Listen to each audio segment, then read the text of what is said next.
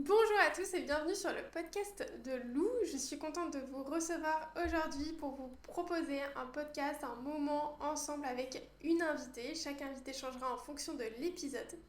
Aujourd'hui, dans le podcast des capacités extrasensorielles, on accueille Cindy, éveil spirituel. Bienvenue dans ce podcast, je suis très contente Merci. de te recevoir. Merci. Bonjour à tous. Ou bonsoir peut-être. Ça fait longtemps que je t'en parle en plus, donc je suis très contente de te recevoir aujourd'hui. Et alors je vais te laisser te présenter. Qui es-tu? Que fais-tu? Pourquoi es-tu là? C'est à ton tour. Alors, donc, je m'appelle Cindy, éveil spirituel donc sur tous les réseaux sociaux. Et en fait, j'ai vécu mon éveil spirituel quand j'avais 36 ans, il y a un peu plus de 3 ans maintenant. Et j'ai découvert un nouveau monde en fait, plein de possibilités, de magie. Et je me suis spécialisée au fur et à mesure des années de mes recherches, etc. Je me suis spécialisée dans la loi de l'attraction parce que c'est vraiment ça qui me fait le plus vibrer, c'est ce qui résonne le plus en moi. Et c'est ce que j'ai à cœur de transmettre aux gens parce que j'ai vraiment eu beaucoup de mal à comprendre comment ça fonctionnait, à l'appliquer. Le grand principe, c'était simple, c'était ce que je désire, ce que je souhaite va se matérialiser, je vais attirer ce que je souhaite. Mais après, il y a plein de choses à savoir qui font que la plupart des gens abandonnent parce que c'est plus compliqué que ce qu'il n'y paraît au début. Très bien. Donc du coup maintenant tu es spécialisée en loi de l'attraction. Et ton métier, quel est ton métier? Euh, Mentor en loi de l'attraction et écrivain, puisque j'écris aussi des livres, c'est plus des romances. J'ai commencé avec une saga il y a un peu plus de 10 ans maintenant sur l'histoire d'amour entre un ange gardien et sa protégée. À l'époque, j'étais pas du tout éveillée, hein. Donc là, c'est vrai que parfois, quand je relis la saga, je me dis ah oui, quand même, il y a des passages, je sais pas d'où ça venait. Et c'est vraiment une histoire d'amour. C'est pour les grandes romantiques, les rêveuses, toutes celles qui ont aimé Twilight, etc. Et puis le dernier, le petit dernier, c'est Toi, moi et l'univers. Donc là, c'est encore une romance, mais avec vraiment de la spiritualité, de la magie. De la magie que l'on peut retrouver au quotidien. C'est pas, on n'est pas dans Harry Potter, c'est vraiment quelque chose de plus terre à terre, de la magie que tout le monde peut pratiquer en fait. Et si tu veux, c'est la rencontre entre donc Sarah, une jeune magicienne, une jeune sorcière des temps modernes, et Matt, qui est un jeune homme qui n'a jamais entendu parler de magie. Donc voilà, c'est un peu la rencontre des deux univers, et on va voir ce qui se passe entre les deux. Bon, mais alors je suis très contente de savoir tout ça, même si je le savais avant pour être totalement honnête. Mais voilà, c'était important de te présenter. Est-ce que tu connais un peu le concept du podcast que je voulais te proposer ou pas du tout? C'est une vraie découverte. Bah, de toute façon, j'attends de voir quel est le sujet fondamental du podcast et pour développer. De toute façon, c'est totalement improvisé, donc c'est ça qui est bien aussi, c'est être authentique et voir un petit peu. Parce que des podcasts, on s'en envoie quand même très régulièrement au quotidien, on parle vraiment beaucoup. Et des fois, on se dit, nous-mêmes, on se dit, waouh, on est en train de se faire des podcasts, des réflexions Incroyable, oui. philosophiques, spirituelles et tout, et on aimerait en fait les partager avec les gens. Donc voilà, c'est l'occasion de le faire ce matin. Donc podcast du jour, voilà. Et oui, en fait, le concept, c'est à peu près ça, c'est de pouvoir partager sur des sujets qui vont être profonds, qui vont être intenses, sur tout ce qui va être à la fois sur les capacités extrasensorielles, sur tout ce qui va être médiumité, parce que du coup, pour ceux qui ne le savent pas, moi, mon métier, c'est d'être médium au quotidien. Je forme aussi des personnes à développer leurs propres capacités extrasensorielles, que ce soit en coaching one-to-one ou en vendant mes formations tout simplement. Vous pouvez retrouver plein de contenus gratuits en bio, je vous mets tout, je vous liste tout. Vous aurez aussi l'Instagram de Éveil Spirituel, vous aurez tout, ne vous inquiétez pas. Et aujourd'hui en fait, je voulais qu'on aille vraiment plus profond en fait, dans la personne que tu es. Et je voulais savoir, est-ce que tu avais vécu des événements liés à l'au-delà, des événements qui ont été inexpliqués pour toi, qui ont changé ta vie? Quel est en réalité l'événement qui a le plus changé ta vie, où tu as senti qu'il y avait une force là-haut, un univers, un dieu, en fonction de comment tu l'appelles? Est-ce que tu pourrais nous décrire ce moment? Oui, alors j'aime bien parce que c'est totalement improvisé, hein. Donc là je découvre les questions et je suis là, d'accord, ok. Alors oui, en fait, alors par contre je me souviens pas exactement quel âge j'avais, je sais que j'étais adolescente. Donc déjà toute petite, j'avais un petit peu la peur de la mort. Ça c'est vrai que depuis que je suis toute petite, j'ai l'angoisse de qu'est-ce qui se passe, du grand trou noir. La mort c'était vraiment un truc qui me faisait peur quand j'étais petite. On n'en parlait pas forcément dans ma famille, on n'était pas ni croyants ni rien du tout, on n'allait pas à l'église, on parlait pas de ces choses-là en fait. Donc du coup, j'ai grandi un petit peu avec mes peurs comme ça, sans trop savoir quoi en faire. Et à l'adolescence, j'étais en colonie de vacances quand l'un de mes grands-oncles est mort. est décédé. Et donc, quand je suis rentrée, et c'était un monsieur que j'aimais beaucoup quand même, que je voyais, alors je le voyais pas au quotidien, mais c'était quand même quelqu'un dans ma famille qui était important. Quand on allait en vacances là-bas, parce qu'il vivait en Bretagne, il y avait toujours des grandes fêtes. C'était quelqu'un qui était lié, si tu veux, à de beaux souvenirs, de fêtes en famille, de réunions familiales, etc. Il y a même des odeurs, tu sais, parce qu'il fumait un certain type de cigarette. Donc quand je pense à lui, j'ai vraiment des souvenirs vraiment très liés à cette personne. Et en fait, quand je suis rentrée de ma colonie de vacances, ma mère m'a annoncé qu'il était décédé pendant mes vacances. Et il était décédé, enterré. Voilà, c'était fini en fait. Ah oui, d'accord. Et Tu n'as du pas eu le coup, temps de c'est ça. commémorer son C'est ça, j'ai pas pu départ. participer si tu veux, j'ai pas pu faire mon deuil, ça a été vraiment du jour au lendemain, bah il est plus là. Et c'est ça à ce moment-là qu'il s'est passé un truc. Il y a eu un déclic, je me suis dit, qu'est-ce qui se passe après? Qu'est-ce qu'il y a après? C'était le premier décès en fait, si tu veux, dans ma famille. En Mhm. gros, enfin non, c'était pas le premier, mais moi dont je me souvenais, parce que voilà, quand t'es adolescent quand même ça marque. Et c'est ça qui a soulevé toutes mes interrogations. Et après, ça a été un long chemin parce que justement, je sentais qu'il y avait un truc. Et en même temps, je te dis, on n'en parlait pas du tout en fait dans ma famille. Donc, il a fallu que je cherche. Il n'y avait pas trop Internet non plus à l'époque. Hein. C'était pas comme maintenant, on n'avait pas un téléphone de scotché à la main. Donc, les informations n'étaient pas si faciles que ça à trouver. Et du coup, j'aime bien parce qu'on a l'impression que c'était il y a des années et des années. C'était pas si loin, mais c'est vrai qu'on était vraiment au début. Moi, je me souviens d'avoir du 56K chez moi, la connexion Internet. Hein. Donc, quand il fallait faire les devoirs, tu sais, des recherches sur Internet, je me souviens que la photo, elle faisait comme ça, ligne par ligne, pour apparaître. C'est fou, hein. Maintenant, bien sûr, on a totalement oublié ça, mais à l'époque, c'était comme ça. Et donc, j'ai mis du temps, en fait, avant de faire des recherches et de trouver des réponses, surtout. Donc j'ai commencé vers 18-19, je suis allée dans une église, j'ai passé la porte d'une église, je suis allée voir un curé pour lui dire voilà, je me demande si je devrais pas me faire baptiser, parce que j'avais cette peur en fait de la mort encore qui était là, je me disais si je me fais pas baptiser, je vais aller en enfer. Incroyable. Et ça, t'avais quel âge quand tu as décidé de franchir la porte de Ouais, l'église? 18 je crois. 18 ans. Ouais. Et donc raconte-nous de l'histoire du curé. On veut savoir l'histoire du curé en Alors, détail. donc en France, parce que je vivais encore en France à l'époque, ils ont essayé de m'initier à la religion chrétienne, mais ça c'est pas très bien. En fait, si tu veux, quand tu es adulte, c'est beaucoup plus compliqué que quand tu es enfant pour te faire baptiser. Quand tu es enfant, c'est pas compliqué, on te fait baptiser, ça dure 5 minutes, basta, on te met l'eau, et puis basta. Quand tu es adulte, on estime que justement, tu as la capacité de croire ou de pas croire en certaines choses, et du coup, tu dois apprendre. En fait, tu fais un peu des études, ça dure en général 2 ans, pour que tu puisses te faire baptiser. Si tu veux, tu dois étudier la Bible, tu dois parler de ces choses-là, assister à la messe, etc. Un peu un rite de passage finalement, prouver que tu as vraiment envie d'être baptisé. Et le problème, c'est qu'à l'époque, j'étais étudiante, et puis en fait, la dame que l'on m'avait assignée, parce qu'on t'assigne un petit peu un tuteur. Oui, des fois, je ne sais plus les mots, ça fait la moitié de ma vie que je vis en Espagne, alors des fois, j'ai des doutes.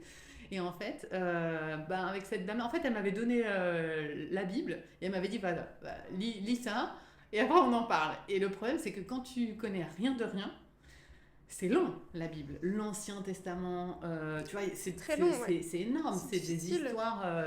Enfin, c'est quand même mieux quand quelqu'un est là pour t'accompagner. Du coup, j'avançais pas des masses et en fait très vite après, je suis partie en Espagne, donc j'ai laissé tomber en fait ce que j'avais commencé en France et il m'a fallu. Alors que je te dise pas de bêtises, j'ai dû me faire baptiser en 2010, quelque chose comme ça. Non, je dis des bêtises. J'ai dû me faire baptiser en 2012. Donc voilà, en 2010, j'ai repoussé la porte d'une église en Espagne cette fois-ci. Moi, je suis partie en Espagne en 2005, donc tu vois, je devais avoir 26, un truc comme ça, 27.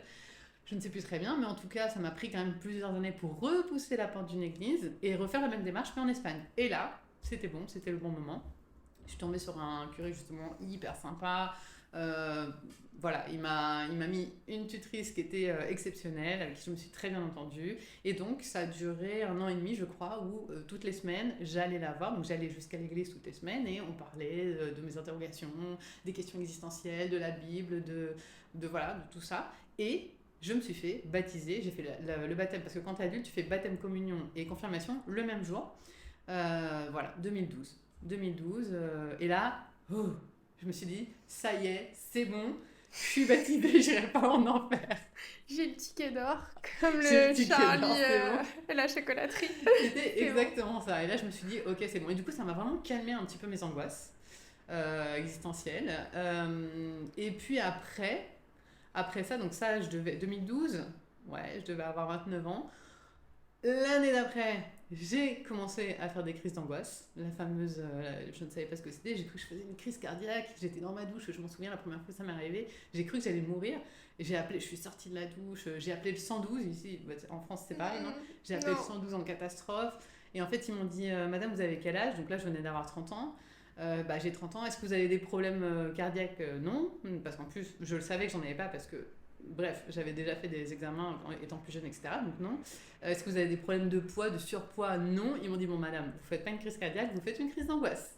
Bienvenue dans le monde de la crise d'angoisse. Et là, ça a été la découverte encore d'un autre monde. Et là, en fait, quand tu commences à en parler autour de toi, bah, tu te rends compte que plein de gens connaissent ça, plein de gens ont fait des crises d'angoisse, s'en sont sortis, etc. Alors bien sûr, je conseille de ne pas aller sur les forums sur Internet, parce qu'alors là, sinon, c'est la catastrophe. Parce que là, je suis tombée sur des gens qui avaient des crises d'angoisse depuis 10 ans et qui s'en sortaient pas. Donc là, tu te dis, c'est dur. L'angoisse, enfin, pour les gens, moi, je sais qu'il n'y a que les gens qui ont connu ce genre de choses qui peuvent comprendre à quel point c'est dur, en fait. À quel point c'est vraiment une situation spéciale. C'est un truc que tu maîtrises pas. Tu me dis d'aller plus doucement. Calme-toi. Mais moi, tu me donnes un micro, tu me donnes un café, c'est bon, on est parti pour toute la matinée. Ah ouais, là si j'arrive pas à faire... Attends, parce que je veux rebondir sur ce que tu dis, parce qu'en vérité, tu parles de choses très intéressantes, de différents domaines, mais tu passes d'un domaine à un autre sans que je puisse rebondir dessus, et que je trouve ça hyper intéressant. Donc là, on est en train d'aborder tout ce qui va être hypocondrie, en fait. Donc là, on est sur une pathologie où on a peur, en fait, qu'il va tomber malade, qu'il va se passer quelque chose, que notre santé va être affectée d'une manière ou d'une autre, peu importe le contexte.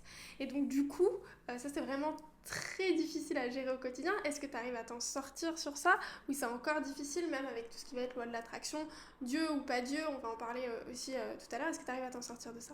Alors oui, heureusement, en fait, ça a duré 2 ans, vraiment dur, vraiment de 30 à 32, où là, j'ai fait tous les spécialistes possibles. Parce qu'en fait, j'avais l'impression de ne pas pouvoir avaler. Donc, pouf, j'allais voir le spécialiste, tu sais, le Torino machin. Non, non, madame, je me souviens même, ils m'ont mis une caméra dans la gorge. Non, non, madame, vous n'avez absolument rien, quoi. Et moi, j'étais là, mais c'est pas possible, je ne peux pas avaler, il y a un problème et tout. Ils me disaient, non, c'est l'angoisse qui fait ça. Ok.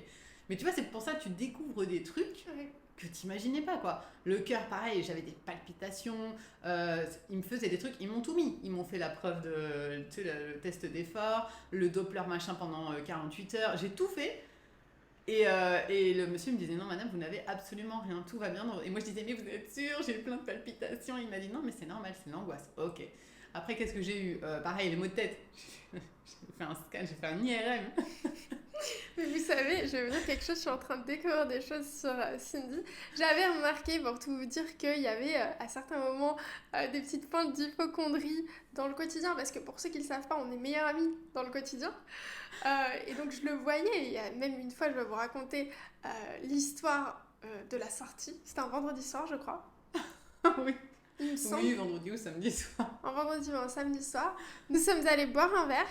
Et au bout d'un moment, en fait, il y avait beaucoup de monde dans l'endroit où on était. Beaucoup de monde, beaucoup de monde. Et là, elle me dit, Lou, je suis en train de faire une crise d'angoisse. Donc moi, je me dis, super. Elle me dit, il me faut de l'eau, à me chercher de l'eau.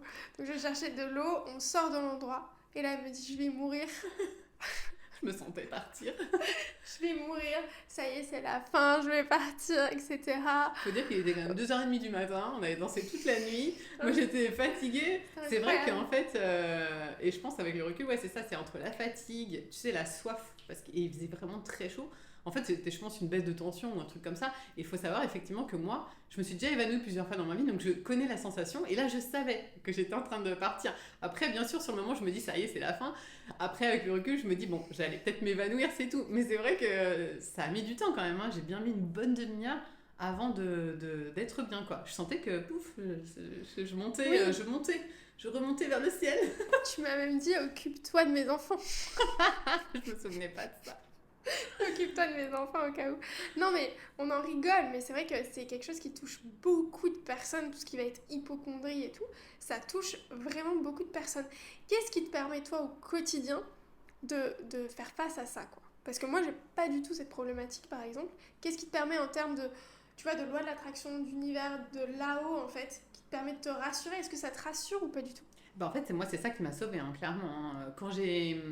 Parce que je te dis, à l'époque, j'étais pas encore éveillée quand j'avais ces crises d'angoisse. Vraiment, quand ça a commencé très très fort, j'ai passé vraiment 2 ans à faire tous les spécialistes possibles et inimaginables. Et à chaque fois, ils me disaient non, madame, vous n'avez rien. Alors c'est bien, tu te fais un bon check-up, du coup, tu vois que t'as rien. Tu te dis, bon, bah, s'ils disent qu'il y a rien et que c'est l'angoisse, bah, à un moment donné, c'est que c'est l'angoisse. Et puis c'est tout. Donc il faut réussir à gérer le truc. Et en fait, je suis tombée sur un livre. Alors, il est que en espagnol, mais c'était Francesco. Je sais plus, il faudrait que je vous retrouve le titre. Et en fait, c'était sur un monsieur qui décède et on voit son passage, en fait, si tu veux, dans l'au-delà. Et donc, il a son ange gardien qui vient le voir et qui lui explique maintenant comment ça va se passer, pourquoi il a vécu, comment il peut communiquer avec les gens qui sont encore avec sa famille, qui est encore sur Terre, etc. Enfin, c'était vraiment le passage, si tu veux, après la mort, qu'est-ce qui se passait. Et ça a commencé déjà à ouvrir la fameuse porte, parce que bon, ok, j'étais baptisée, mais ça, c'était la religion chrétienne, tu sais, c'est quand même assez carré, tu vois. Et là, ça ouvrait encore une autre petite porte, autre chose, sur l'au-delà, sur qu'est-ce qui se passe après. Et ça m'a calmée en fait. Ce livre-là, il m'a calmée. Il m'a permis de me dire, ok, il y a quelque chose de plus grand que toi. Et ça m'a aidé, ça m'a apaisé. Donc je me suis dit, voilà, il y a quelque chose de plus grand que toi. La vie, c'est pas seulement métro, boulot, dodo. Il n'y a pas que du matériel, il y a autre chose que tu vois pas, mais qui t'aide en fait. Et ça m'a calmée pendant vraiment plusieurs années. Et après, à 36 ans, je suis vraiment tombée dans la spiritualité. Et effectivement, ça m'aide au quotidien. Quand je sens qu'il y a un truc comme ça, je me dis, ok, c'est une guide de toute façon. Ils sont là-haut, que ce soit les guides, Dieu, l'univers, ton ange gardien. Et confiance, quoi, tu vois. Et confiance. Et c'est ça en fait, c'est une question de accepter de lâcher prise, d'accepter de ne pas avoir le contrôle sur la situation et de dire qu'il y a plus grand que toi qui va gérer le truc, quoi. Que si tu dois partir, ben, tu dois partir parce que c'est l'heure, et si tu dois rester, tu dois rester. Et est-ce que tu arrives à, du coup, accepter de pas contrôler? Est-ce que tu penses que c'est quelque chose lié au contrôle ou pas du tout? Oui, je pense qu'il y a une part de contrôle. Oui, moi je suis beaucoup, beaucoup dans le contrôle. Donc effectivement, lâcher prise, c'est pas évident. Donc peut-être que ça aide finalement à se dire, bon bah tu sais quoi, là tu maîtrises pas le truc. Donc laisse-toi porter finalement. Ça t'oblige un petit peu à lâcher prise et à te laisser porter par ce qui est plus grand que toi et avoir confiance et te dire, bon bah effectivement, de toute façon si c'est le moment, bah c'est pas grave. Tu vois, j'ai plus peur en fait. Parce que je sais que ça continue après. Maintenant j'ai cette certitude-là. J'ai acquis cette certitude-là que ça continue après. Mais c'est pas pour ça que j'ai envie de partir avant. J'ai envie que ça continue le plus longtemps possible. Donc du coup, c'est vrai que quand il m'arrive un truc comme ça, je me dis, j'ai pas envie de partir maintenant quand même, tu vois. Donc je me dis, bon, je leur fais confiance, je vais pas partir tout de suite, j'ai encore plein de choses à faire dans cette incarnation. Et en général, ça me calme. Est-ce qu'il y a un événement précis qui t'a permis de te dire, je sens qu'il y a quelque chose là-haut.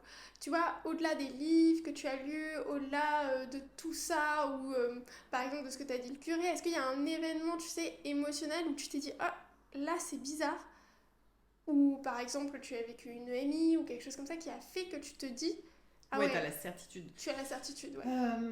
Non, en vérité, ça a été plein de petites choses, mais je pourrais même pas te dire, en fait, je me souviens par exemple une fois où, en fait, ici, à Alicante, pas très très loin, on a une petite colline, alors que je te dise pas de bêtises, et c'est Saint Pascal, je vais le dire en espagnol, Saint Pascual Bailón, il s'appelle, c'est un saint, en fait, c'était un berger qui a vécu donc il y a des centaines d'années par ici, et en fait il y a c'est même pas une légende, hein, on dit il arrivait en retard à la messe et du coup les anges sont descendus du ciel pour lui apporter tu sais l'hostie, on dit l'hostie non en français, c'est ça, ouais. Et bref, il y a toute une histoire autour de Sainte Pasquale, et donc on a son ermite en fait qui est là, pas très très loin.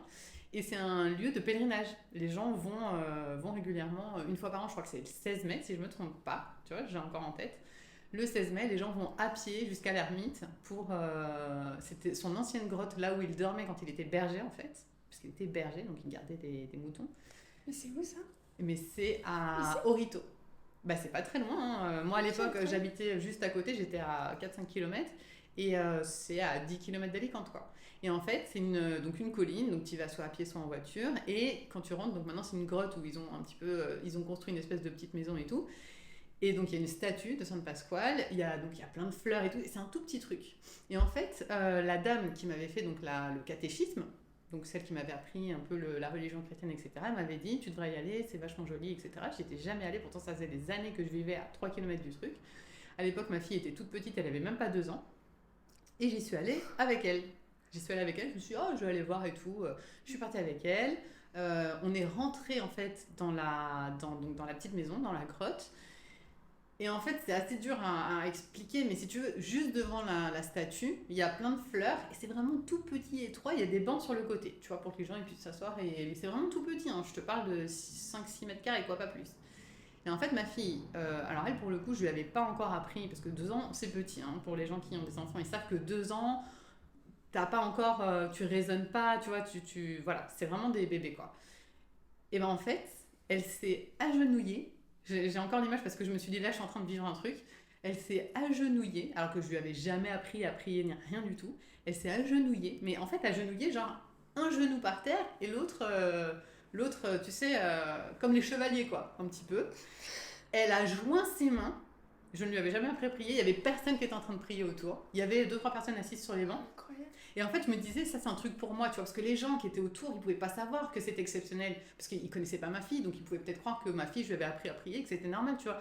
Alors, et moi, j'étais en train d'halluciner, j'étais en train de la regarder, et en fait, elle regardait fixement quelque chose dans les fleurs, donc elle regardait en direction de la statue, et elle regardait comme ça les fleurs, elle s'est mise comme ça à genoux, elle a joint les mains, et elle est restée comme ça au moins 30 secondes, quoi. Genre en train de fixer un point dans les fleurs, et moi, je la regardais. Et je sais que mon subconscient à ce moment-là, tu vois, il a enregistré l'information parce que j'étais en train de me dire, ok, je suis en train de vivre un truc de ouf, faut vraiment que ça reste gravé dans ma mémoire, ça, parce que on vit pas ça tous les jours. Et après, elle a arrêté, et je me souviens de lui avoir dit, qu'est-ce que t'as vu, ou qu'est-ce qui s'est passé, et elle a pas su me dire en fait, tu vois, elle m'a pas expliqué, elle a rien dit en fait. Et donc j'en avais parlé avec la dame qui m'avait fait le catéchisme, elle m'a dit, tu sais, c'est probable qu'elle ait vu la Vierge Marie, ou un saint, ou un ange, enfin les enfants ils voient tout quoi, donc elle a probablement vu quelque chose, et puis elle a eu son moment de grâce quoi. Et ça tu vois, c'est un événement que tu te dis, quand même, tu vois, mais c'est personnel. Il y a que toi quand tu l'as vécu qui peut savoir à quel point c'était exceptionnel, tu vois. Mais en plus, moi qui connais ta fille, je peux te dire que c'est pas vraiment son genre de comportement. D'accord. Mais il est possible que par exemple dans une autre vie, parce que moi je crois beaucoup aux vies antérieures, qu'elle était trop croyante et qu'en fait ça soit ancré un peu. Si elle l'a jamais appris à faire ça, surtout que c'est un type de révérence particulière, non, il me semble. Ah bah, faudra en aller plus, rechercher. vraiment, Ouais. c'était. Et tu vois, c'est ce genre de choses, je le note effectivement dans un calepin. J'étais rentrée chez moi, j'avais noté parce que je savais que c'était important et je savais qu'il fallait que je m'en souvienne, tu vois. Donc c'est le genre de choses comme ça. J'ai pas eu moi des grands trucs, j'ai pas eu des claques qui portent toutes seules, j'ai pas vu des fantômes, j'ai pas eu parce qu'on m'en a raconté hein, des histoires, tu sais, un dîner comme ça, plein d'amis autour de la table, chacun a sa petite histoire à raconter. Moi j'ai pas d'énormes trucs à raconter, mais plein de petites choses qui font que j'ai eu des rêves parfois tellement forts que je sais que c'était pas seulement des rêves, tu vois, mais encore une fois, c'est totalement personnel. C'est pour ça, hein, on peut jamais convaincre quelqu'un que ça existe, il faut vraiment le vivre soi-même.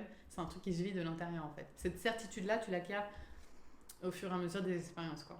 Ça, c'était pour l'anecdote de Sainte Pasquale. Exactement. Ouais. Ok. J'avais une autre question à te poser parce que je sais qu'à certains moments, tu fais des rêves qui sont quand même assez intenses. Est-ce que tu veux nous en parler ou pas du tout? Parce que, effectivement, des fois, il se peut que tu ressentes des choses, surtout à travers les rêves. Moi, pour te côtoyer, c'est vrai que ça ressort beaucoup dans les rêves. Alors j'en ai fait un, alors j'en fais un à peu près ouais 2-3 par an, des très forts où vraiment tu sais que t'es pas dans un rêve, tu vois, tu vis le truc vraiment tellement fort, tu te réveilles, t'es encore dedans, etc. Donc il y en a eu plusieurs, il y en a eu plein où j'ai rêvé de mon grand-père, mais un qui m'avait aussi pas mal marqué, c'était justement l'époque où je venais de me faire baptiser en fait. Et un jour, j'ai rêvé. Alors, j'avais eu une grande conversation. Ça arrive souvent quand j'ai des grandes conversations spirituelles la veille. C'est-à-dire, j'ai une grande conversation et je me souviens avoir parlé la veille avec le curé parce qu'il était super sympa et donc on parlait, machin, etc. Et donc, on avait eu une grande conversation sur la vie, la mort, Jésus, etc. Et le soir même, en fait, cette nuit-là, alors, j'ai rêvé donc, que j'étais dans la maison où j'habitais à l'époque. Et en fait, j'allais dans ma salle de bain. Ça me fait peur à me dire penser. Et en fait, au moment où j'arrivais dans la salle de bain, j'entendais je sentais qu'il y avait quelqu'un caché, tu sais, dans la baignoire. derrière le rideau. Tu vois, le truc qui fait peur, quoi. Et j'étais en mode, oh non, ça va être un cauchemar et tout. Tu sais, le truc que tu vis, en même temps, tu sais que c'est un cauchemar, en même temps, tu peux pas en sortir. Donc, j'avais tiré le rideau comme ça, je m'en souviens encore, c'était un rideau beige. J'avais tiré le rideau comme ça. Et en fait, derrière, il y avait une petite fille. Et alors, petite fille, voilà, les cheveux à peu près là, lisses, brunes. Pareil, hein, ça je l'avais noté. Alors, tu m'aurais dit qu'on allait parler de ça, j'aurais révisé un petit peu comment ça s'était passé, mais je te dis quand même les grandes lignes. Et donc, la petite fille, elle me parlait en anglais. Ça, c'était vraiment le truc. Elle me parlait en anglais et elle me disait j'ai besoin d'aide, je suis coincée, je viens de mourir et j'ai besoin d'aide pour monter là-haut. Et non, le truc. C'est dingue, parce qu'à l'époque, en fait, on se connaissait pas du tout déjà, Etienne. Alors, moi, je suis hyper surprise de cette interview, je vous le dis honnêtement, parce qu'elle ne fait que me parler de Jésus, alors qu'il faut savoir que Cindy, dans la vie de tous les jours, tu ne parles jamais de Jésus, tu parles juste de l'univers. Tu parles pas de Dieu, tu parles de l'univers. C'est plutôt moi qui a tendance à parler de Dieu et de Jésus. Mais là, c'est drôle parce que les rôles s'inversent complètement déjà, et que tu viens de m'avouer que tu as fait un rêve où il y a un défunt, ou en tout cas dans ton rêve, on ne sait pas si c'est vraiment la réalité ou pas, il y a quelqu'un qui t'a demandé de l'aide pour monter là-haut et qui t'a dit « Je suis coincée, j'ai besoin d'aide ». Donc là, j'ai l'image de la petite dans la baignoire qui dit « I need help, I'm stuck here ». Je sais plus, tu vois, les mots exacts, je sais plus, je sais que je l'avais noté. Je me souviens plus des mots exacts, mais en anglais en plus, tu sais, le truc, tu te dis mais pourquoi quoi. Mais en fait, parce que c'est un cheminement tout ça. Donc effectivement, je suis rentrée dans la spiritualité par Jésus, par la religion chrétienne, clairement, tu vois. Parce que je me suis fait baptiser, etc. Et je renie pas du tout. Pour moi, c'est vraiment un cheminement. Et d'ailleurs, je crois profondément que Jésus existe, que la Vierge Marie aussi, que Dieu existe. J'arriverai pas à te dire exactement comment ça fonctionne, mais clairement, pour moi, en fait, toutes ces choses-là existent. Allah, tous les dieux indiens, tout ce que tu veux, en fait, finalement, ça reste des énergies, des égrégores. Je sais pas comment c'est fait de l'autre côté. Tu vois, moi, pour le coup, j'ai jamais fait d'expérience de mort imminente ou ce genre de choses. Je m'en souviens pas, j'ai pas de souvenirs, rien du tout, donc je sais pas comment c'est fait. Mais par contre, je suis persuadée que tous ces gens-là existent, toutes ces énergies-là existent, et qu'en plus, ils peuvent nous aider. Donc, je renie rien du tout. Au contraire, je suis très contente de m'être fait baptiser. Pour moi, c'est pas incompatible avec le fait de croire aussi en l'univers, parce que totalement. L'univers contient tout le reste, en fait. Tu vois ce que je veux dire ? Oui, complètement. Oui, c'est vrai qu'au quotidien, tu parles beaucoup plus d'univers et de choses comme ça. Je pense que ça a été la première étape, en fait, qui t'a amené à la loi de l'attraction aussi, puisqu'il y a beaucoup d'univers dedans et on dit souvent qu'il y a une sorte d'intelligence infinie. C'est ça. Une intelligence infinie, je crois que c'est le terme, non, oui. qu'on désigne dans la loi de l'attraction, qui peut s'apparenter à Dieu ou des choses comme ça en fonction de nos croyances. Ok. Tu sais que je finis l'anecdote, parce que maintenant qu'on y est... Alors donc, je me réveille là-dessus, parce que donc la petite fille me dit qu'elle a besoin d'aide, etc. Je me réveille, il était 4 ou 5 heures du matin, je dis maintenant je fais quoi? Et donc, j'ai attendu 8 heures du matin, j'ai appelé la dame qui me faisait le catéchisme, je lui ai raconté, elle m'a dit ok, pas de problème, t'inquiète pas, je vais m'en occuper, je vais faire... Alors, je ne sais plus comment ça s'appelle, mais en fait, il y a un truc express. Tu sais, tu fais une prière, un truc, je sais plus si c'est une neuvaine ou il faut assister à la messe. Je sais plus comment c'est, mais tu vois, il y a un truc spécial. Elle m'a dit t'inquiète pas, je m'en occupe, je vais le faire. Et du coup, le soir, elle m'avait dit ça y est, c'est bon, c'est fait, t'inquiète pas. Elle a dû partir de l'autre côté, etc. Donc j'avais un peu servi d'intermédiaire entre la petite fille qui parlait anglais, la dame qui parlait pas anglais, qui avait parlé que espagnol. Je pense que j'avais servi un petit peu d'intermédiaire entre les deux. Incroyable, parce que ça, c'est quelque chose qui est quand même assez courant. En tout cas, dans la médiumnité, quand je remarque, à force d'avoir eu des contacts avec des défunts, on remarque beaucoup qu'il y en a qui... Bon, il y en a qui font le choix de rester ici, il y en a qui montent directement, il y en a qui montent au plan 1, au plan 2. Il y a différents plans d'élévation là-haut. En tout cas, c'est comme moi, je le perçois et je le vois. Et effectivement, il y en a qui sont coincés parce qu'ils n'ont pas compris, parce que la mort a pu être choquante, ou parce qu'ils se disent mais je suis jeune, pourquoi je suis là, mais qu'est-ce qui se passe, je suis toujours là, je suis toujours dans les vivants. Donc c'est très compliqué de le comprendre et de pouvoir passer à là-haut aussi. C'est ça qui est vraiment compliqué.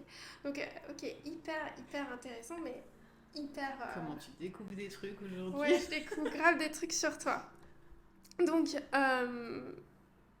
il y a une question que je voulais savoir qui m'intéresse pas mal, c'est à ce jour, en fait, quel est le plus grand défi que tu as relevé vis-à-vis de la loi de l'attraction? Est-ce que tu peux nous en parler? Je sais que ça peut être personnel et ça peut être intense. Et comment tu le vois vis-à-vis de la loi de l'attraction? Parce que c'est vrai que, pour être honnête, on en parle souvent dans nos podcasts WhatsApp. On se parle souvent de nos défis qu'on a à gravir, à soulever la montagne, etc. Est-ce que tu peux bien nous partager un de tes défis que tu as relevé et que tu es toujours en train de réfléchir par rapport à la loi de l'attraction et par rapport à ton métier aussi? Alors, concrètement, donc quand j'ai découvert la loi de l'attraction, donc je me suis mise vraiment à l'étudier en plus de tout le reste, en plus effectivement parce que la spiritualité c'est quand même très vaste, donc il y a plein de domaines. Mais c'est vrai que la loi de l'attraction c'était vraiment le sujet qui me passionnait le plus et j'arrivais pas à la mettre en pratique. Il y avait toujours un truc qui coinçait. Alors des fois je la mettais en pratique sans le savoir. Tu sais, il t'arrive un truc et après, à posteriori, tu te dis ah mais oui, effectivement, j'avais fait ça, ça, ça et ça. C'était jackpot, c'était la formule magique. Mais quand tu le sais pas, tu fais un petit peu au pif, tu fais des tests, ça marche pas, etc. Et du coup, j'ai eu plein de résultats au cours de ma vie avec la loi de l'attraction. Donc, j'en parle dans ma masterclass où je dis vraiment tous les grands trucs que j'ai pu avoir, même si au quotidien, j'en ai plein en fait. Mais les grands trucs les grandes expériences qui se sont passées, j'en parle dans la masterclass, et il y en a eu plein. Il y a eu au domaine professionnel, quand je suis partie justement de la multinationale, alors que c'était vraiment le truc qui semblait impossible, ou bien au niveau personnel, quand je me suis rendu compte que j'étais dans une relation toxique et qu'il a fallu partir, ça a été toute une odyssée, franchement ça a été compliqué quoi. Et dernièrement, ça a été au niveau professionnel, donc quand j'ai voulu me reconvertir justement, je savais pas trop comment j'allais faire pour m'en sortir, mais j'ai utilisé la loi de l'attraction, je savais ce qu'il fallait faire, donc j'ai tout mis en place pour y arriver. Et tu le sais, hein, le compte Instagram qui a explosé en une semaine, je suis passée de 4900 abonnés à 10 000, et puis la semaine d'après à 20 000, et puis le mois d'après à 30 000, et puis en moins de 6 mois, je suis arrivée à plus de 40 000. Donc ça, c'est vraiment le truc, ça pour moi, c'est le saut quantique. Parce que franchement, j'avais mis 18 mois à arriver à 4900 abonnés quand même. Et en moins de 6 mois, j'arrive à 40 000. Donc ça, c'est un saut quantique. C'est quand ta réalité change en fait en très peu de temps. Mais ça, il n'y a que l'univers effectivement qui peut t'aider à faire ça. Là, effectivement, je te dis, c'est l'univers parce que c'est au niveau énergétique que ça se passe. Il y a un truc qui fait que ça compresse le temps. Ça te donne un résultat que tu aurais mis beaucoup plus de temps à avoir. Donc clairement, pour moi, ma plus grande réussite consciente avec la loi de l'attraction, c'est au niveau professionnel quand je dis, ok, je veux vraiment vivre de ça. Donc je passe en auto-entrepreneur, parce que tu sais, il faut pas qu'il y ait des contradictions en fait, parce que sinon l'univers il peut pas t'apporter ce que tu souhaites. Donc je passe en auto-entrepreneur, je mets tous mes œufs dans le même panier, donc je me focus vraiment que là-dessus, sur ce projet-là à fond. Et quand tu fais tout, c'est aide-toi, le ciel t'aidera, quand tu fais tout pour y arriver, et ben l'univers en fait de son côté il fait la même chose, et c'est là où tu as des résultats exponentiels. Tu vois, certaines personnes me disent, oui mais finalement si tu fais ça, tu vas forcément avoir des résultats. Et je suis d'accord, hein, parce que tu vois, moi toute seule, en 18 mois, j'avais réussi à avoir 4900 abonnés. Mais entre moi toute seule, 4900 abonnés en 18 mois, et moi plus l'univers, 40 000 abonnés en 6 mois, tu vois, la magie, en fait, c'est tellement exponentiel, l'univers il multiplie par 100 ou 1000 ou 10 000, en fait, le résultat. C'est ça le truc. C'est quand tu allies les deux, le plan matériel et le plan énergétique, c'est là où il se passe un petit peu la magie, quoi. Donc, clairement, on pourrait dire que tu crois en la magie. Totalement. Et comment tu fais pour la provoquer dans ta vie? C'est un lifestyle, la magie. C'est beaucoup de gratitude. Le matin, je me lève, je suis dans la gratitude. Merci infiniment de m'être réveillée. Merci infiniment parce que j'adore ma maison. Merci infiniment. Merci, mais alors des merci, en veux-tu, en voilà. Pour tout. Mais parce que je me dis, waouh, mais en fait, j'ai tellement de chance d'être en vie, quoi. J'ai tellement de chance d'être en vie. J'ai tellement de chance d'être là. J'ai tellement de chance de vivre de ma passion. Je trouve ça tellement extraordinaire, en fait, que la gratitude, ça fait vraiment partie de ma vie. Et je te dis le matin, mais parce que c'est la première chose que je fais en me réveillant, c'est la dernière chose que je fais en me couchant, je le fais plein de fois dans la journée, c'est pour ça que c'est un lifestyle. Et après, tout simplement mettre en place tout ce que j'enseigne aux gens, hein, donc avoir les idées claires, savoir où je vais, en termes d'objectifs, qu'est-ce que je veux atteindre, et après faire des actions qui vont en direction de cet objectif, faire des mantras, des petits rituels quand il y a un portail énergétique. Aujourd'hui, on a un beau portail énergétique. Aujourd'hui ? Ouais. Aujourd'hui, on est à fond là. Ah oui, on filme le podcast aujourd'hui, incroyable. Et moi j'ai sorti ma masterclass aujourd'hui, quoi, même pas peur. Minuit. Et même si on est en Mercure rétrograde, on est à la totale, mais c'est pas grave. Mais t'as vu, pour tout vous dire, j'ai dû vite aller acheter un truc parce qu'on avait un problème de fil en fait. Clairement, on avait un problème d'USB, donc j'ai dû vite aller acheter quelque chose pour commencer ce podcast parce qu'effectivement, on est clairement en Mercure rétrograde. Clairement. D'ailleurs, moi j'ai une question. D'accord. T'as beaucoup de questions. J'ai beaucoup mais de c'est questions. le principe en fait. C'est le principe, ouais. Je vais te parler de mon expérience. Moi, des fois, le matin, comme tu peux le constater souvent, je me réveille de très mauvaise humeur. Si elle a pas son café, on n'est pas bon. Non, mais c'est vrai. Et pourtant, moi, je connais parfaitement la loi de l'attraction. C'est pour ça que, en fait, d'ailleurs, pour tous ceux qui vont regarder le podcast, on sait que c'est super dur à appliquer. C'est vraiment quelque chose de difficile à appliquer dès le matin, tu vois.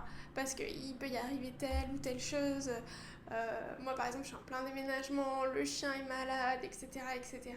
Et pourtant, et toi aussi, t'en as pas mal des aléas de la vie. Et pourtant, j'arrive pas le matin à me mettre dans une bonne énergie. Qu'est-ce que tu conseillerais à l'auditeur qui n'arrive pas à se mettre dans une bonne énergie? Qu'est-ce qui lui permettrait en fait de changer ça, de switcher en fait, pour faire place à la magie dans sa vie? Bah, de toute façon, on va utiliser la loi de la relativité. Je pense que c'est ce qu'il y a de plus simple. Le matin, en se réveillant, c'est se dire, c'est penser en fait aux autres, penser à quelqu'un qui est dans une autre situation, qui n'est pas du tout dans celle que l'on a, et se dire justement, waouh, mais en fait j'ai tellement de chance d'avoir un appartement. Alors peut-être qu'il y a des choses qui ne vous plaisent pas dans votre vie, hein, c'est normal, on n'a jamais un 100% de réussite dans tous les domaines, mais au moins chercher, ça c'est un exercice que je fais aussi avec mes enfants, chercher au moins 5 choses pour lesquelles vous pouvez être dans la gratitude. Et des fois, quand on a une journée pourrie ou quand on a eu une semaine pourrie, c'est dur de trouver les 5 choses. Tu te dis, ouais, en fait, c'est quoi là en ce moment, là, j'en ai tellement marre que j'ai pas envie de dire merci. Oui, mais en fait, si tu t'obliges, si tu te forces, au tout début, tu vas te forcer, c'est clair, et tu vas même pas le ressentir. Tu vas dire merci, mais en fait, tu vas être énervé. Mais c'est pas grave, parce que le fait de le dire, en fait, déjà, ça matérialise quelque chose. Tu vois, ça donne une intention. Tu marques l'intention d'être dans la gratitude, même si c'est difficile. Donc, trouve 5 choses. Tu peux commencer par 3 la première semaine, et tu verras que la deuxième semaine, tu seras déjà à 5 très facilement. 3 choses pour lesquelles tu peux être dans la gratitude dès le matin. Ok, tu te réveilles. En plus, quand on se réveille, on a quand même 15 minutes où on est en mode alpha. Tu sais, les ondes, elles sont en mode alpha, donc on est connecté à l'univers. C'est vraiment le meilleur moment pour envoyer ses demandes et pour dire merci, etc. 3 choses le matin pour commencer pour lesquelles tu peux dire merci. Et ça peut être merci parce que j'ai bien dormi. Si tu as mal dormi, ça peut être merci parce que j'ai une maison que j'aime beaucoup. Si t'es pas dans un endroit que t'aimes, merci pour l'air que je respire. Tu vois, tu vas toujours trouver un truc normalement pour lesquels tu peux dire merci. 3, franchement, c'est facile. Parce que on n'a pas non plus des vies si catastrophiques que ça. Donc, à un moment donné, soit au niveau financier, soit au niveau de la santé, soit au niveau de l'amitié, soit au niveau... Tu trouves au moins 3 choses pour lesquelles tu peux dire merci, quoi. Bien sûr, il faut dire merci avec sincérité. Au tout début, ça peut être compliqué. Moi, je te dis, il y a des fois, moi je le fais le soir avec mes enfants. Tu sais, je leur apprends justement, je leur dis toujours, dis-moi les 5 choses pour lesquelles tu peux dire merci ce soir, pour lesquelles tu ressens de la gratitude au cours de ta journée. Et quand tu as eu une journée pourrie, quand tu as eu une journée où tout s'est mal passé, je sais pas, il y a eu que des problèmes, etc., tu n'as même pas envie en fait. Tu sens que tu n'as pas envie et tu te forces. Et donc, moi, ça m'arrive de dire, bon, bah merci, parce que je fais l'exercice avec eux. Merci pour, tu sais, tu sens bien que t'es chaud, tu vois. Merci pour l'appartement, merci parce que j'ai à manger, tu vois. Après, tu arrives à des trucs basiques en fait. Mais tu te rends compte que même dans le basique, il y a de quoi dire merci. Parce que si tu regardes ton appartement, tu peux être sûr qu'il y a énormément de gens qui ont un appartement bien pire que le tien. Si tu regardes ce que tu as mangé, tu peux être sûr qu'il y a des gens qui n'ont même pas de quoi manger. Tu vois ce que je veux dire? Si tu regardes ta santé, tu peux être sûr qu'il y a des gens qui sont en cancer stade 4. À un moment donné, la loi de la relativité, ça aide vraiment à se dire en fait je suis pas si mal, quoi. Et tu vas voir qu'au 3e merci, tu te dis déjà bon en fait tu sais quoi, ça va, quoi. Au niveau de la santé ça va, au niveau de je sais pas moi financier ça va, ou au niveau pro ça va, et puis tu vas dire 3 merci, et puis au 4e tu te lances, et puis au 5e tu te dis ouais en fait ça va. Tu vois, en fait tu switches, ça t'aide à switcher. Moi, il y a une astuce que j'aime bien, tu vas me dire ce que tu en penses. Alors, la première, j'en ai 2 d'astuces. La première, c'est effectivement de remercier ce en quoi on croit. Donc, si c'est l'univers, c'est l'univers. Mais il faut vraiment que ce soit une croyance, une foi limite absolue. Si c'est en Dieu, c'est Dieu. Si c'est en Allah, c'est Allah. Merci Allah pour ça, merci Allah pour ci, merci Dieu pour ci. Donc déjà, ça c'est la première astuce qui, moi, fonctionne parce que ça m'aide à avoir plus de sincérité. Et après, il y a quelque chose aussi qui fonctionne très bien, c'est regarder la nature. Alors, que ce soit, tu vois, des fois en documentaire ou simplement regarder la nature tranquillement, je trouve que la nature, elle est tellement grande, tellement vaste, on est tellement petit par rapport à l'univers. Il suffit simplement que je regarde les collines ou quoi, je me dis waouh, waouh. Et là, ça switch un peu, tu vois. Ok. Mais de toute façon, tout ce qui nous sert au quotidien pour élever nos énergies, ça nous aide aussi quand on n'est pas bien en fait, quand on a des doutes, quand on se lève énervé ou quoi que ce soit. Ou par exemple, la dernière fois où je sentais que j'étais pas bien et tout, je me suis dit je vais regarder un épisode d'un truc drôle en fait. Et direct, ça fait switcher en fait. Ça, tu t'obliges à switcher consciemment. Toi, c'est ce qui fonctionne Ouais. très bien. Tu regardes souvent des émissions drôles, Ouais. notamment LOL. Ouais. Et effectivement, ça marche super bien de switcher. Et alors, j'avais vu un documentaire, justement, je sais plus si c'était Le Secret, mais ça doit être autre chose parce que c'était un peu plus poussé que Le Secret. Et elle disait qu'elle avait arrêté en fait de regarder BFM TV, TF1 pour ceux qui sont en France. Ici, je sais même pas comment ça s'appelle, les chaînes Oh bah comme ça. c'est encore pire. C'est pire. Ouais.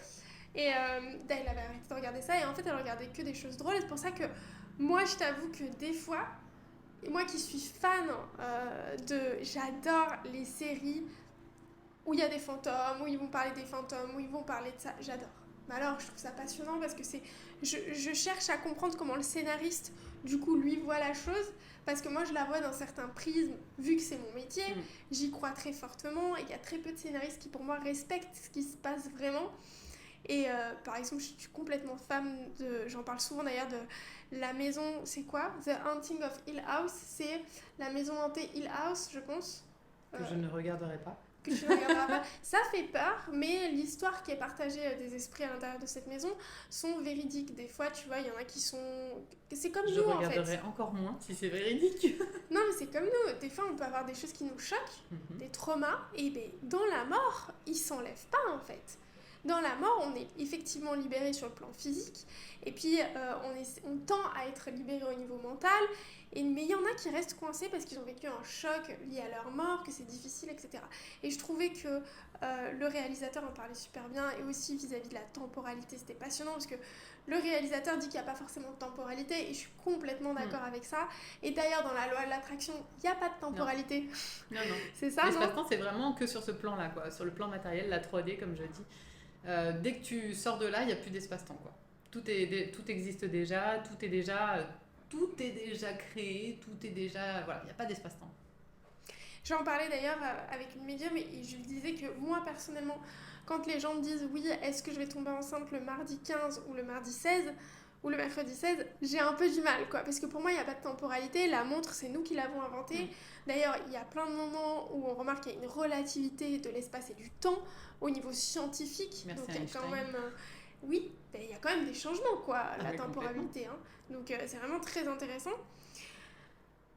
Moi, j'ai du mal avec la temporalité, tu vois. Parce que pour moi, quand on me demande quand est-ce que ça va m'arriver, je peux dater à peu près, tu vois. Je peux avoir des saisons, je peux travailler sur la sensation, la chaleur, la fraîcheur quand ça arrive. Mais effectivement, il n'y a vraiment pas de temporalité. Je vous annonce que j'ai perdu ce que je voulais dire. Hein. D'accord. J'ai perdu. Ouais, je suis partie sur un dialogue, mais j'ai perdu ce que je voulais dire. Non, mais parce qu'on parlait du fait de se mettre des choses négatives dans la tête, en fait. Tu vois, par exemple, pour toi, c'est génial de regarder The House of Hunting. Exactement. Quoi. Revenons à mais moi, si je fais ça, moi, je dors pas de la nuit. Enfin, tu vois. Alors, je comprends le concept parce que je sais que si je regarde, ça va être super intéressant. Je vais adorer. Mais le problème, c'est qu'une fois la nuit tombée, moi, ça travaille trop, en fait. Donc, en fait, c'est toujours cette histoire de connais-toi toi-même, connais tes limites, et en fonction de ça, bah, gère-toi, quoi. Gère la situation. Mais complètement, mais pour moi aussi, hein. The Haunting of Hill House, ça fait peur, etc. Mais moi, ça m'intéresse, je pourrais y passer 4 heures. Enfin, j'adore même, tu vois, les crimes. Je te parlais souvent de ça, donc les documentaires qui vont être liés au crime. J'adore mettre sur pause, noter ce que moi je ressens, ce que moi je vois, et ensuite découvrir ensuite ce qui s'est passé. Ça, j'adore faire ça, mais je peux... Enfin, au quotidien, pour arriver à mes objectifs, c'est une tare, tu vois. Ouais. Parce que ça me bas, met dans des énergies... Ouais. En fait, c'est génial parce que je n'ai plus de temporalité. Tu vois ce que je veux dire? J'ai plus de temporalité, je suis complètement dans un truc hyper intense et c'est trop bien. Mais après, ça me tire un peu vers le bas. Donc je peux plus le faire. Donc c'est vrai que je privilégie les choses comme LOL. On peut raconter si tu veux l'anecdote de la voiture. De la voiture. Oh, bah, il y a pas très longtemps en plus.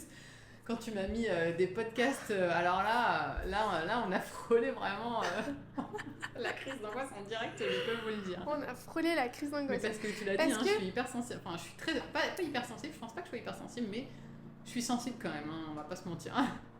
Bon, on va en parler très clairement. En fait, on est allé dans un parc d'attractions qui s'appelle Port Aventura en Espagne, ensemble avec ses 2 enfants. Et il se trouve que moi, je trouvais ça complètement fou, quoi. J'ai eu vraiment un moment où je me suis dit, mais c'est pas possible que les gens vont dans des attractions comme ça. Il y a des chutes de 70 mètres, je me dis, ils sont inconscients, quoi, en termes de sécurité et tout.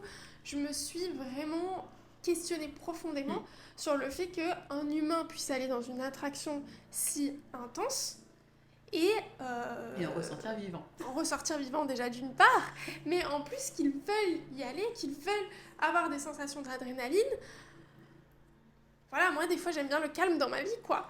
Et donc, mais en même temps je trouvais ça très, très sympathique parce que moi je suis habituée au parc Disney, mais ce n'est pas du tout la même chose, c'est dans un autre univers qui est lié à Disney. Et Port Aventura, ils ont vraiment des attractions qui sont quand même assez intenses.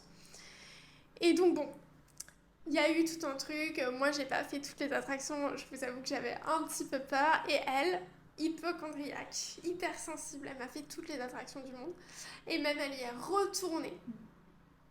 Alors moi j'étais complètement choquée, et en fait je me suis dit, ok bon, je me suis prise une sorte de passion, parce qu'en fait quand je comprends pas quelque chose, je vais y aller à fond. Donc là, j'ai pas compris, je me dis, mais c'est pas possible au niveau de la sécurité, il y a déjà dû avoir des accidents, etc. Donc je lui ai mis un podcast en fait sur quelqu'un qui fait des analyses d'accidents dans le monde. Sur le chemin du retour. Sur le chemin du retour, pas sur le chemin de l'aller. Hein. Ouais, j'avoue, merci. C'était sympa. Merci. Bah alors, on avait quand même 2 jours intenses dans les pattes. Hein, en termes de fatigue, je pense qu'on était bien. On n'avait pas non plus super bien dormi. Quand t'es pas chez toi, tu dors pas forcément bien. Ouais. On avait toute la journée à Portaventura avec toutes les émotions, etc. On avait 4h30 de voiture devant nous. Et elle me met donc un podcast sur les accidents des attractions, etc. Le problème, c'est que moi, j'ai une imagination qui marche très très bien. Donc en fait, en même temps que je conduisais, j'entendais ce qui se passait. Je le voyais pas, bien évidemment. Mais alors, c'était comme si je voyais le film, en fait, un petit peu en fond d'écran, tu vois. Et c'était des trucs quand même... C'était des... Bon, bah, c'est des accidents qui sont arrivés. Le podcast expliquait le pourquoi du comment, donc c'était super intéressant au niveau ingénierie, tout ça, de pourquoi ça s'est passé, qu'est-ce qui n'a pas été fait, etc. Bon, il faut savoir que je vous rassure, c'est très sécuritaire, n'empêche les attractions, plus que quand vous prenez la route, pour vous dire. Donc... En fait, le fait de se mettre dans ce mood-là, de se mettre dans un mood où en fait il y a eu des accidents, qu'on essaie de comprendre, que des fois à certains moments il y a eu des morts, des choses. Je crois que ça a vrillé au moment où il y avait une nacelle qui avait fait des roulés-boulés dans une foire ou un truc comme ça et les gens avaient été écrasés. Enfin là, ça a été trop pour moi en fait. Je crois qu'il y a eu un trop plein. Elle m'a dit, Lou, arrête tout. Non, elle m'a même pas dit d'arrêter. Elle m'a dit, Lou, je me sens pas bien, je crois que je fais une crise d'angoisse. Je vais m'arrêter sur l'autoroute. Donc moi là, je me suis dit, très bien, on a un problème, Houston. Houston, on a un problème, Mayday. Je vais m'arrêter sur l'autoroute. Mais tout ça pour dire qu'en fait, l'environnement, en tout cas à ce moment-là, sonore, a complètement influencé sur la voiture. Mais c'est pour dire qu'en fait, ce que vous allez regarder, ce que vous allez ingérer, moi par exemple, ça me passionne, je le regarde comme divertissement, tu vois, parce que j'adore ça.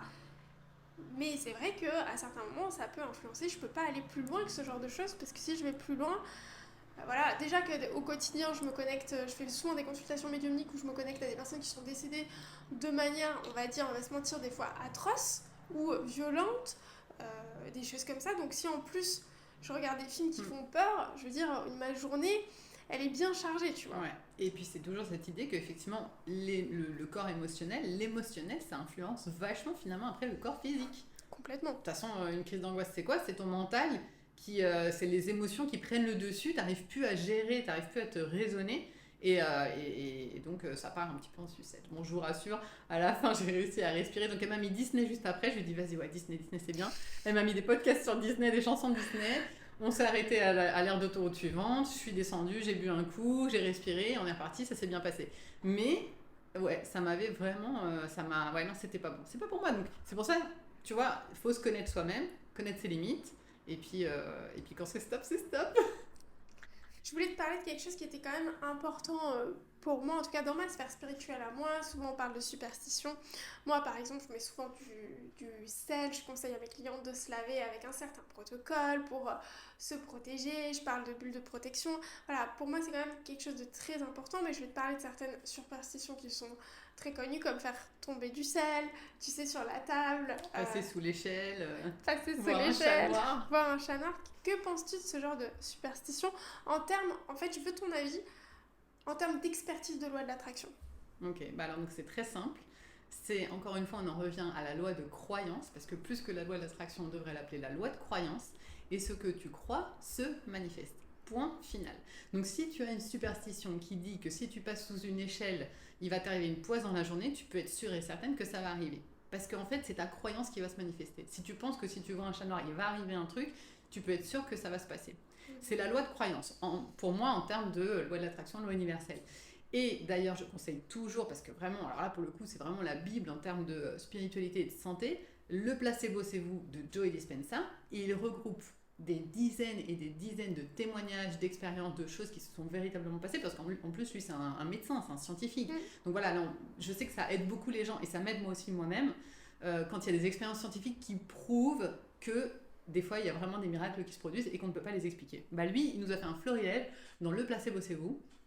Et il parle de toutes ces expériences-là. Il parle par exemple d'un monsieur qui pensait avoir été envoûté par un marabout, tu vois, un truc de magie noire et tout. Complètement. En moins d'une semaine, c'était fini, alors que les examens à l'hôpital, il lui avait tout fait, il n'avait absolument rien. Complètement d'accord. Combien de clientes j'ai eu qui m'ont appelé, ça fait longtemps que je fais ce métier de médiumnité. Ça fait 5 ans, je travaillais aussi dans une autre entreprise avant, en partenariat. Et c'est vrai que j'ai combien de clientes qui m'appellent et qui me disent « Lou, je suis envoûtée dans la magie noire, il y a un sorcier qui m'a fait quelque chose, ça ne va pas dans ma vie. » Moi, je regarde, je fais mon travail pour déceler s'il y a quelque chose, mon travail de recherche comme une archéologue. Je cherche et il n'y a rien. Et en fait, là, je pense que c'est... Avant de te rencontrer, tu vois, c'est ce moment-là où je me suis dit... Ok, si la dame elle est persuadée qu'il y a quelque chose, il se passe des choses. Et il y en a que ça existe, hein, la magie noire, je ne veux pas mentir, oui. Il y a des moments où ça existe, c'est très fort, etc. Il n'y a aucun problème. C'est vrai que c'est assez rare, ça existe.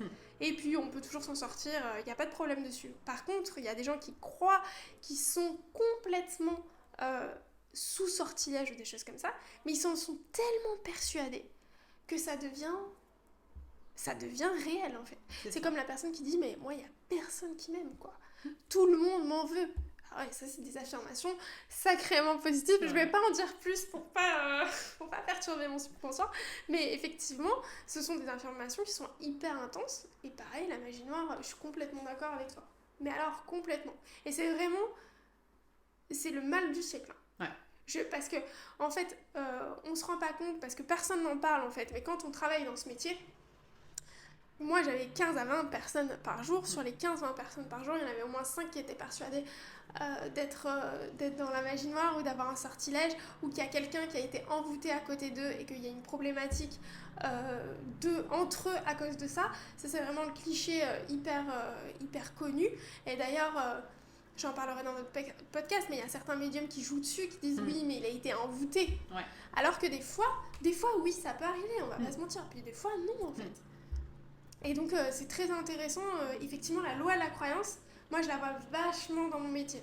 Et je vois que ça fonctionne vraiment fortement. Ouais, ce que tu crois se manifeste. Et donc, vraiment, si les gens veulent approfondir, le livre, il regroupe tellement d'expériences qu'au bout d'un moment, tu te dis, mais en fait, c'est tellement ça, c'est tellement vrai. Et tu sais, en plus, c'est des expériences du monde entier, tu vois. Il va dans les tribus, il te rapporte des expériences du siècle passé, enfin, plein de trucs vraiment bien documentés qui aident ton subconscient à se dire en fait oui bah ouais, il a raison en fait les gens qui marchent sur le feu ou les gens qui marchent sur des morceaux de verre brisés et ils n'ont rien, ou alors ceux qui avalent des tu sais qui se mettent des sabres ou des trucs comme ça. Il y a une tribu je sais plus où qui fait ça, des spectacles dans la rue, ah non voilà, ils avalent des morceaux de verre, s'il te plaît. Bah, ils n'ont rien. Ou les gens qui se font mordre aussi par des serpents venimeux et ils meurent pas. Pour avoir tu sais, dans les meilleure homéostasie ou quelque chose comme ça. Je sais plus, mais en tout cas, c'est vraiment cette idée qu'il y a des gens, ils font des trucs qui tueraient n'importe qui, mais eux, ils ont tellement la croyance qu'ils sont protégés et puis c'est tellement ancré dans leur culture. Ça, c'est fou, ouais. Donc c'est leur croyance, en fait, ils sont nés avec ça, ils ont grandi avec ça et pour eux, ça fonctionne et donc ça fonctionne. Mais c'est la loi de croyance pure et dure, quoi. Ah mais c'est impressionnant, je pense, au quotidien. Bon, moi je le vois dans mon métier à moi par rapport aux sortilèges, tout ça, mais c'est un truc de ouf quoi. C'est un truc de ouf. Combien j'ai de petites mamies qui m'appellent et qui me disent voilà, je parle avec quelqu'un sur Facebook, mais il y a un médium qui m'a dit qu'il a été envoûté, donc ça mettait du temps à venir à moi et je le sais parce qu'il m'est arrivé ci, ça. Quand j'ai ça au téléphone, La petite mamie, je vais pas la choquer en lui disant non, tout est faux, mais je l'amène en fait à se re-questionner sur ça, parce que pour moi, là, il y a quelque chose qui va pas, tu vois. Et effectivement, je pense que quand tu crois profondément, et on le voit, on en parle souvent, on aime bien une personnalité ensemble. Je sais pas si on a le droit de citer son prénom, tu sais qu'il y a des cheveux vraiment frisés, Ah oui. qu'on adore. Ah ouais. On adore cette personne, je sais pas si on a le droit de citer son prénom, tu crois? Je ne sais pas, je pense que oui. Ça commence, tu crois? Bah de toute façon tu peux dire Afida. Afida, on adore Afida Turner, parce qu'on la trouve exceptionnelle cette dame, elle est exceptionnelle. Elle est exceptionnelle dans le sens où là encore c'est une star. Et en fait elle démontre, c'est ça. Elle vibre la star.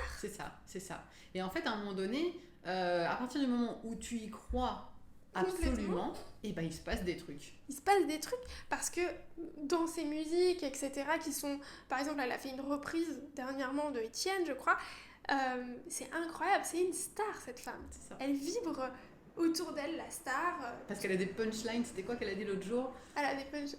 On ne joue pas dans la même division. C'est ça. En fait, à un moment donné, vous savez que la loi de l'attraction, de toute façon, ça fonctionne comme ça. Il faut déjà être, nous, dans notre esprit, dans notre vibration, dans notre croyance, comme ce que l'on aimerait avoir dans le futur. C'est-à-dire que c'est un petit peu se jouer un film. Et cette dame-là, c'est ce qu'elle fait. Elle est vraiment... Alors, dans l'extrême, tu vois, mais c'est justement, ça donne un exemple de ce que ça peut donner. C'est vraiment, j'y crois à 1 milliard de pourcents, et peu m'importe ce que disent les autres, peu importe ce que pensent les autres, moi je suis une star, moi ceci, moi cela, et finalement, bah, la dame, elle a du succès, quoi. Donc... Et clairement, soyez Afida Turner. Je vais pas vous mentir, il faut être Afida Turner. Mais c'est vrai, non? Il faut y croire, il faut y croire, et il faut être déjà dans le personnage. Alors, personnage, c'est vrai que c'est pas très joli à dire, mais en tout cas, déjà être dans la vibration de ce que l'on souhaite obtenir. Donc tout le monde n'a pas envie d'être une star, mais si vous voulez être, je sais pas moi, le meilleur en sport, les gens le font beaucoup. Les sportifs de haut niveau visualisent et s'imaginent en train de soulever la coupe, en train de passer la ligne d'arrivée en premier. Ce sont des techniques qui sont véritablement utilisées dans le sport de haut niveau parce qu'ils savent que ça donne des résultats. Et ça n'a rien de magique, tu vois, c'est plus...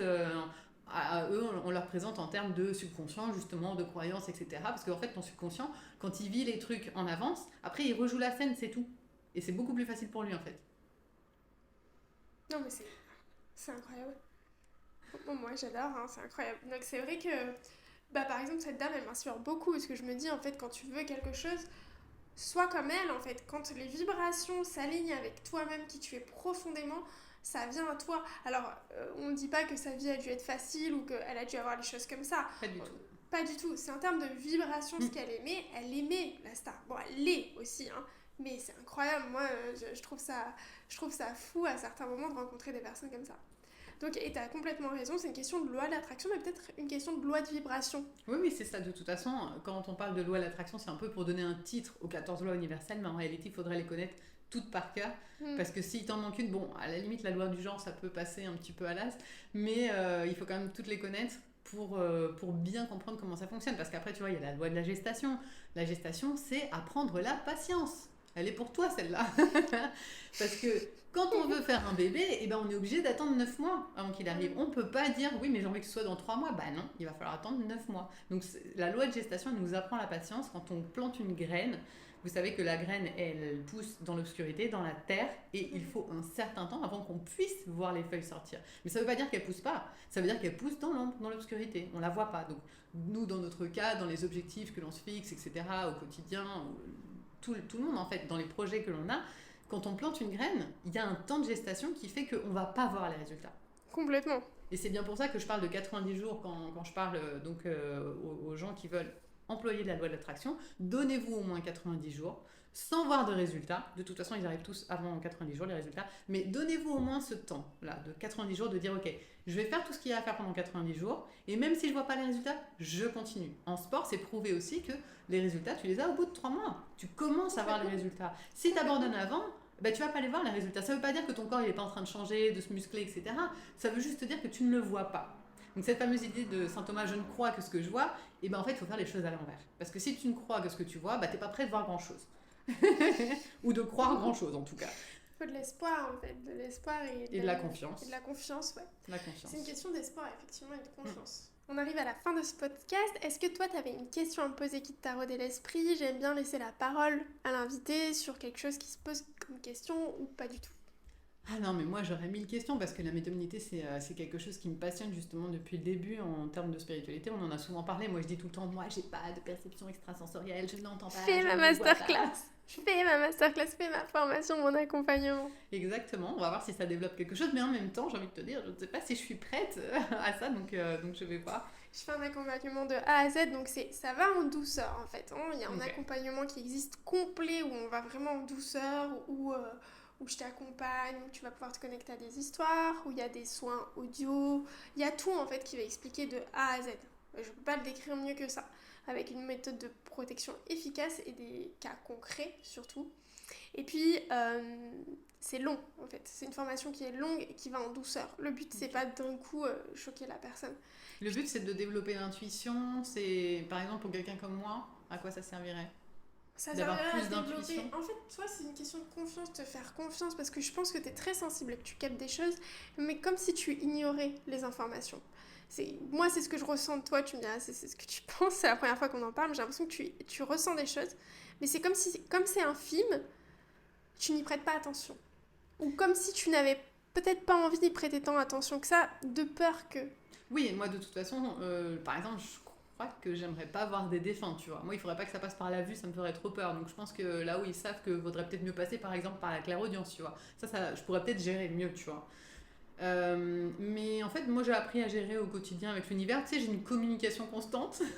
J'ai la ligne constante en fait avec l'univers en mode, tu vois, les signes, je les vois. Mais c'est vrai que c'est pas quelque chose comme vous, les médiums, qui va être vraiment en mode, je vois un truc, j'ai un flash dans mon esprit, j'entends, tu vois, c'est Mais ça pas. m'arrive rarement, hein. Ça m'arrive, j'ai peu de consultations de médiumnité, j'en ai peu par mois parce que je veux y aller en profondeur, etc. Donc je me propose peu par mois. Elles sont toutes bookées au bout de 3 jours que j'ai lancé mon planning. Donc j'en ai peu, ça m'arrive rarement. Ça m'arrive sur des choses très importantes. Là dernièrement on avait parlé de quelque chose ensemble qui était très important. Ouais, là ça va m'arriver. Hmm. Quand il y a des choses Ah importantes, oui, ça avait l'air vachement. Enfin, tu l'avais vécu le truc, quoi, quand tu m'as ouais, raconté. pour des personnes, pour les aider en fait. Ça va vraiment avoir, si tu veux, le but de ressentir ça, c'est pas juste pour parler avec ton papy que t'as pas vu depuis 10 ans et voilà. Non, souvent ça vient vraiment aider la personne dans son cheminement. Et ma formation, c'est pas une formation pour être médium, c'est une formation pour développer tes capacités extrasensorielles, que ce soit Ok. la clairaudience, la clairvoyance, la clairolfaction, etc., etc. Tu vois, toutes tes perceptions en Mhm. fait. Ça va servir à ça et surtout, c'est vraiment un accompagnement parce qu'on est sur un groupe, mais tout le monde me parle en privé. Et moi, j'aime ça, tu vois. Et en fait, en fonction de ce que la personne, elle traverse, je change la formation. C'est-à-dire que je rajoute, là, j'ai 2 3 vidéos à rajouter, je rajoute des trucs pour que... Parce que si quelqu'un me disait l'autre fois, oui, super bien ton exercice de respiration, seulement j'arrive pas à le faire. J'arrive pas à souffler comme ça. J'arrive pas. Donc j'ai trouvé la technique de l'astronaute, qu'ils utilisent les astronautes, pam, je rajoute la vidéo, tu vois. Super. Donc c'est vraiment ça, c'est évolutif. Hmm. Donc oui, je te conseillerais quand t'as le temps, n'est-ce pas? Parce qu'il faut savoir que on a effectivement un On a temps un problème de temps, nous. Oui, on a un problème de temps, je pense. Concrètement, Mais en fait, non. On n'a pas de problème de temps parce que sinon c'est ce que l'on matérialise. Donc nous sommes le temps. nous sommes Nous le temps. sommes le temps. Voilà, faut juste qu'on le gère un petit peu mieux. Je pense, ouais. Voilà, on apprend chaque jour à gérer un petit peu mieux notre temps. Ouais. Il y a des jours plus compliqués que d'autres aussi, faut accepter, c'est pas grave. Du moment qu'on est dans l'acceptation, ça va, on est dans l'acceptation, on est dans les bonnes vibrations. Donc voilà, bah, écoute, merci beaucoup pour ce podcast. Est-ce que tu avais Merci à un mot toi. pour la fin? Non, ne poursuivez pas vos rêves, atteignez-les, parce que poursuivre ses rêves, je disais ça au tout début, et je me suis rendu compte que bah non, poursuivre courir c'est pas après. bon, parce que sinon tu vas courir après toute ta vie. Mm. Donc voilà, et des objectifs clairs dans ta vie, des projets, de même que on prévoit nos vacances, souvent, tu sais, les gens, le projet maximum qu'ils ont en général, c'est les prochaines vacances. Ben, en fait, qu'est-ce qu'on fait quand on a nos prochaines vacances? On regarde où est-ce qu'on va aller, quelle voiture on va louer, on regarde un petit peu l'endroit, etc. Tu vois, on est déjà dans la visualisation. C'est de la loi de l'attraction de pure ça, et dure. toi, en Hein. plus. Elle est une pro de planifier des vacances. Je me dis pas, moi, avec elle. Moi qui y vais un peu, pump it up.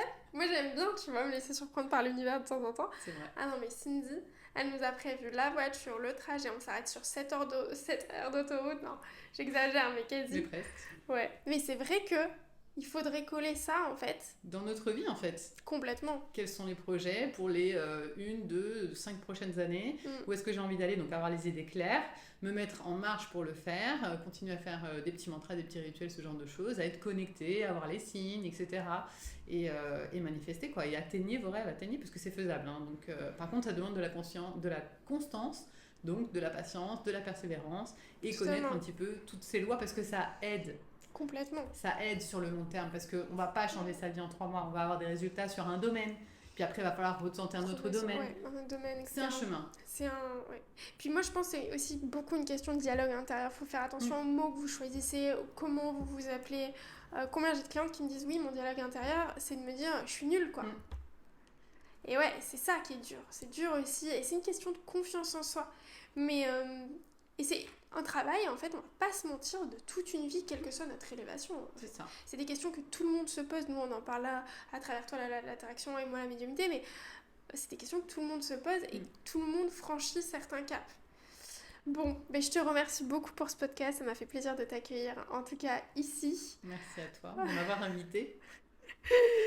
On a rencontré des problèmes avec Mercure rétrograde, ou pas d'ailleurs, peut-être c'est même pas Mercure rétrograde, mais en tout cas on a rencontré des petits soucis filaires, etc. Donc je suis trop contente de t'avoir accueilli. Et si jamais tu veux revenir pour un autre podcast, pour un autre sujet, si jamais vous avez d'autres idées aussi en commentaire que vous voudriez savoir, s'il y a quelque chose qui vous intéresserait en particulier ou pas, là c'était vraiment un podcast un peu freestyle, on va dire, c'est-à-dire que je n'avais pas vraiment prévu mes questions et j'avais envie vraiment de partager ce moment avec vous. Dites-nous ce que vous en avez pensé en commentaire, on vous embrasse fort et on vous dit à très vite. Bisous. Bisous.